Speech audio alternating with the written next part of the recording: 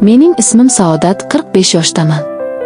Yoshligimdan uquvli, muloyim, boshqalarga yoqimli bo'lishga harakat qilardim.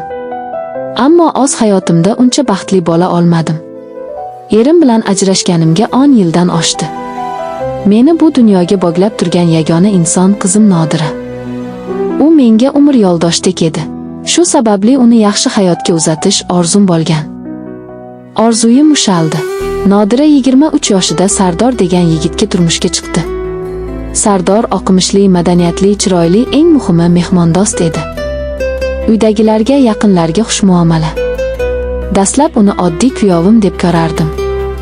Ammo vaqt o'tgani sayin bu yigit yuragimda o'ziga joy ochib borayotganini sezmadim. Ular to'ydan so'ng vaqtincha biznikida yashab turishdi. Sardor freelancer, u grafik dizayner, asosan uyda ishlardi. Nodira esa bankda ish boshladi. Har kuni ertalab u ishga ketar, Sardor esa uyda qolardi. Men esa uy ishlarini bajarib yurardim. Shu orada bizning suhbatlarimiz ko'paydi.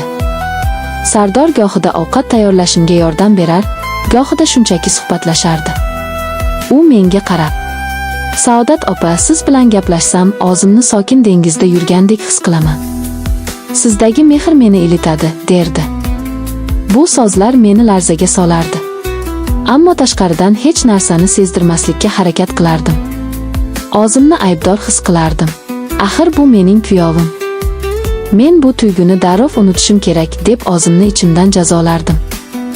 Ammo yurak quloq solmasdi. Bir kuni kechqurun, qizim safarda, uyda faqat men va Sardor. Men oshxonada ovqat qilayotgan edim. Sardor orqamdan sekin yaqinlashib, past ovozda so'z boshladi. "Bilaman, bu noto'g'ri, ammo sizni ko'rganimda yuragim boshqacha uradi. Men sizga mehr qo'yib qo'ydim." Qo'limdagi idish tushib ketdi. Yuragim qattiq urardi. Nafas ololmadim. Ichimda qattiq kurash, to'xta. Bu gunoh, bu insofsizlik, bu xiyonat. Ammo bir qarasam, ko'zlarimdan yosh chiqib ketgan. Bu yosh gamdan emas edi. Bu ichimda yillar davomida to'planib kelgan boshliqqa tushgan iliqlikning aks sadosi edi. "Sardor, bu gaplaringni eshitishga haqqim yo'q. Sen mening qizimning erisan. Bu mumkin emas", dedim, lekin ovozim titrardi. Sardor menga tikilib qaradi. "Sizni hayot ko'psinagan. Men buni ko'ryapman. Ammo siz hali ham mehrli, go'zal ayolsiz. Men Nodirani yaxshi ko'rganman, lekin sizga bo'lgan tuyg'um boshqacha. Bu yuragimning istagi. Shu kecha men uxlamadim. Har bir gapini o'yladim. Men axir o'z farzandimdan yashirin sevgi his qilyapman. Bu qanday yurak?"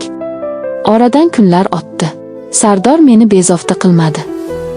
Faqat uzoqdan qarab qo'yardi, gohida suhbatlashardi. Endi men ham unga nisbatan o'zimni boshqara olmasdim. Bu holatni o'zimdan yashirish hayotimning eng og'ir kunlariga aylandi. Qizim bu orada juda band edi. Uyga kech kelardi. Sardorga ham sovuqroq muomala qilardi. Men esa bu muammolarga aralashishga jur'at qilmasdim. Faqat ichimdan kuyib yonardim. Bir kuni Sardor maktub qoldirdi. Maktubda shunday yozilgandi: "Men sizni qiynashni xohlamayman. Shu bois boshqa shaharga ishga ketaman. Nodira bilan munosabatlarim sovuqlashganini siz ham sezgandirsiz. Balki men sizga juda kech uchragandirman. Lekin shuni biling, yuragim sizniki." Bu maktubni o'qiga chiglab yubordim. Yuragim tilkapora bo'ldi. Shirin orzularim chirmashib, og'riqli haqiqatga aylandi. Bir necha oy o'tdi. Sardor boshqa shaharga ko'chib ketdi. Nodira esa yolg'izlikdan charchab, oxiri ajrashish istagini bildirdi. Ularning turmushi sovigan, yuraklar begona bo'lib qolgan edi. Men bu haqda hech nima demadim. Chunki bu mening aybim deb bildim. Yillar o'tdi. Qizim o'z yo'lini topdi. Men esa yolg'iz yashardim va bir kuni eshik qoqildi. Ochsam, Sardor. Sochlariga ozroq oq oralagan, ammo ko'zlari avvalgidek porlab turardi. "Qaytdim", dedi u, "endi yashirinishdan charchadim. Nodira endi mening ayolim emas. Siz bilan gaplashishni, sizni ko'rishni so'gindim." Men unga uzoq tikildim. Yuragim yana o'sha ovozda urardi. Ammo bu safar ichimda og'riq yo'q edi. Faqat tinchlik bor edi. Endi biz hech kimga xiyonat qilayotganimiz yo'q, dedim. Endi yuragimizga quloq solishga haqqimiz bor. Shu vaqtdan boshlab biz har kuni birga choy ichadigan bo'ldik. Suhbatlarimiz yana jonlandi. Sardor hayotimning kech bahorida kirib kelgan quvonchga aylandi. Men hech qachon qizimga bu tuyg'ularimni oshkor qilmadim. Sardor ham. Bu bizning sirimiz edi. Lekin endi men o'zimni yashirmayman. Men qizimni erini sevib qolgan ayolman. Ammo bu sevgi ortida og'riq, kurash va sabr bor edi. Hayot hamma narsani o'z yo'liga soladi.